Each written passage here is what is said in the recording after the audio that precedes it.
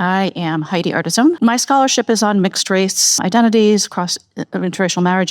My first two books are Love on Trial, An American Scandal in Black and White, about the Rhinelander case. Second one is a biography of Belle DaCosta Green. But I'm here primarily through my administrative work. I'm the chair of American Studies at St. Louis University.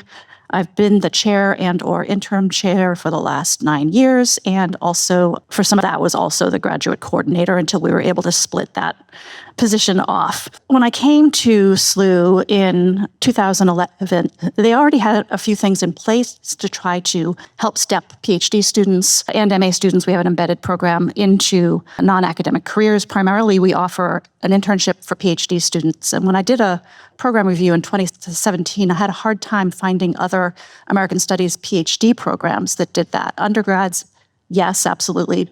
MA programs quite often. But I would say most of our PhD students do that. It's not a requirement, but it does help with the careers. In addition to that, when I arrived, we had certainly 1, maybe 2 weeks in our professionalization course on alt-ac job opportunities. We would bring a panel of alum in to talk to them. And that's the universal reality that we lived with at the time. While we did very little, about half of our students, our PhD students, went on to have non-academic or non-teaching focused careers. So some of the things that I tried to do was, when I taught the professionalization course, I added more materials, not only dedicating a few weeks just to that topic, but integrating non-academic job alternatives to all of the kind of material creation that they were doing, creating CVs and job letters and grants and all of that. I also, and this part was actually at the behest of my graduate students and a weekend symposium at WashU that I attended on public humanities and the PhD. They formed something called the Public Humanities Group, and I formed a Public Humanities Institute. And by creating those names, I got funding from the university, to put on a series of panels, speakers, workshops in 2018, 2019, and you see what's coming out with COVID. And although it has not been resurrected as a public humanities initiative, the department does continue to do more programming on our own, which I think is actually possibly better. As a result of both these expansions and elevation of our cred around campus for being a PhD program that already did this, when other humanities PhD programs started panicking when they realized that they had to do something, this brought the attention of our dean's office and to some extent the upper administration to our department, which is otherwise a very tiny and under-resourced department within the College of Arts and Sciences. And the one concrete outcome for that is we now have a 1-year in partnership with the Missouri History Museum, where we have 3 PhDs and 1 MA and 1 ABD who's still working on their dissertation, have full-time jobs there, one of whom is now the director of the entire museum. And this is a major organization in St. Louis. Everybody knows what the Missouri History Museum is. And that was funded by the dean for our graduate students. And it's essentially an extended and very intensive version of an internship.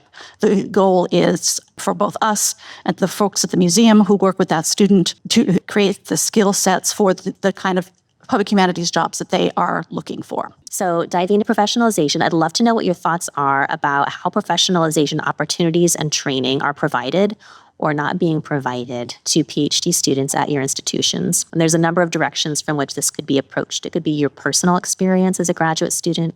It could be what you're seeing. It could be what you personally are doing. It could even be what you think we should be doing as institutions and training centers for graduate students in the future. We, like most universities, have a career centers, and like most universities, they ignored grad students. So we've been working with the career centers, forcing them to come to our grad students and provide non-academic career resources for them. Funding for summer internships has been another one.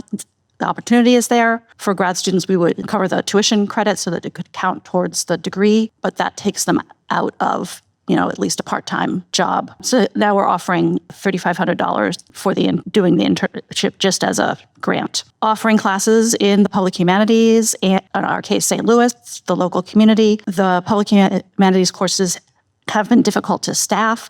We used to do the kind of old-fashioned good use of the adjunct position and bring in a professional, one of our PhDs, to teach that.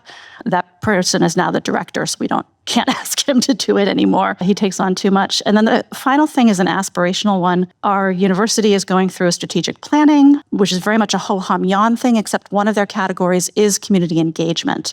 So we are trying to throw data at them, not just I'm always trying to promote the American Studies department, of course, but also for ideas for them. And I'll stop there.